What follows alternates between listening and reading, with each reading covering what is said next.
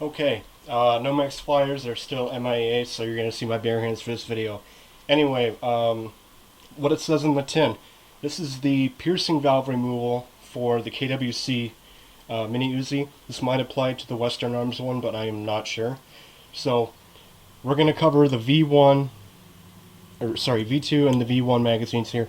The V1 magazines have this steel piece, and then the V2 ones, unless they've been modified, have the plastic with the hex. So what we're going to do, obviously, what we have to do is get this end cap off of both. We'll start with the V2 here. So I'm going to go ahead and get that off camera.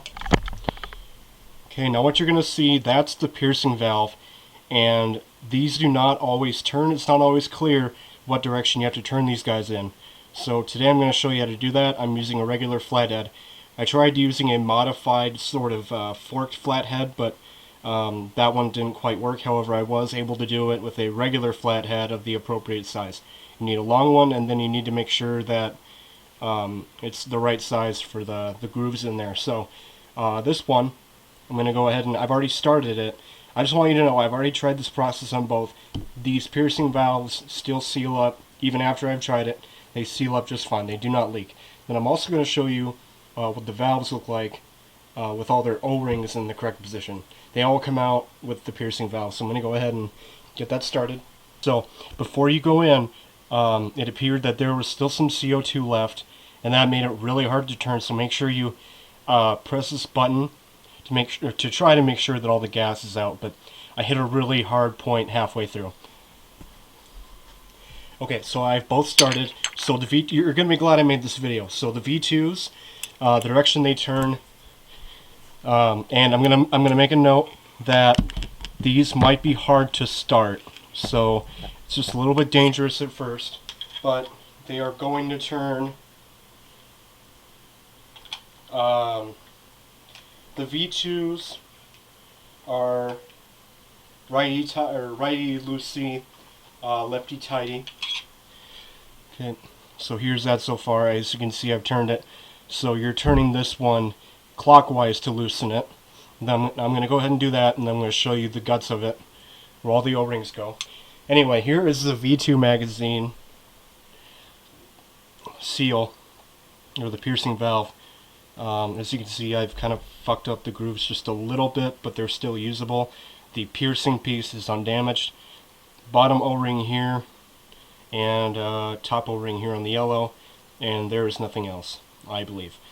Although, keep in mind that this little seal in the middle, that's another part that can come out or get damaged. I'm sorry, I do not know what diameter all these components are, the valves. Oh, fuck. Okay, so, like, my wall just fell down. So putting it back in, you're going to go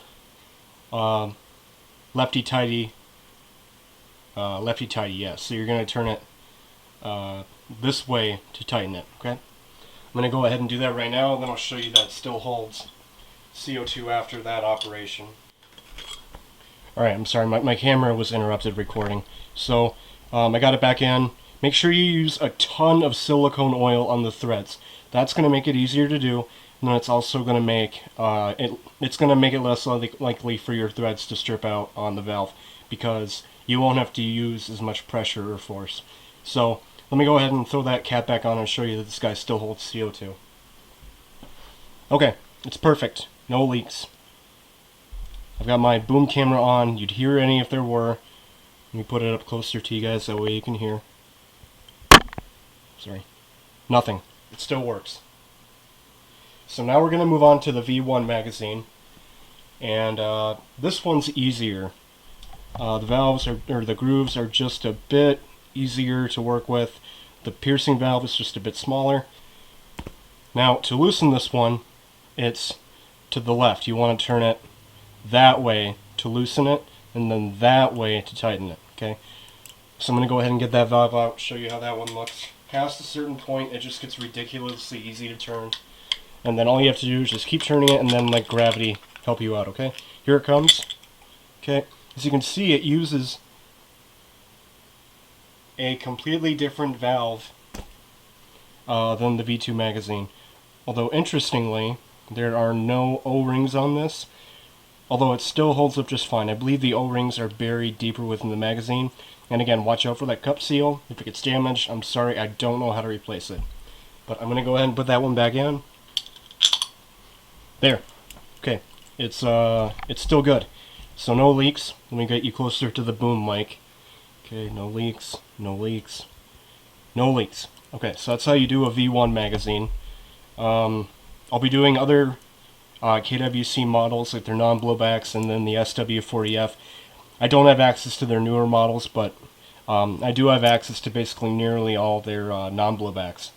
So I'm going to go ahead and try to do those quickly, but that's how you do the Uzi mags. Remember, I did the V2 first, the V1 last, okay? Alright, so if you have any questions, let me know. I'll help you out, and thank you for watching. Hope this helps you out.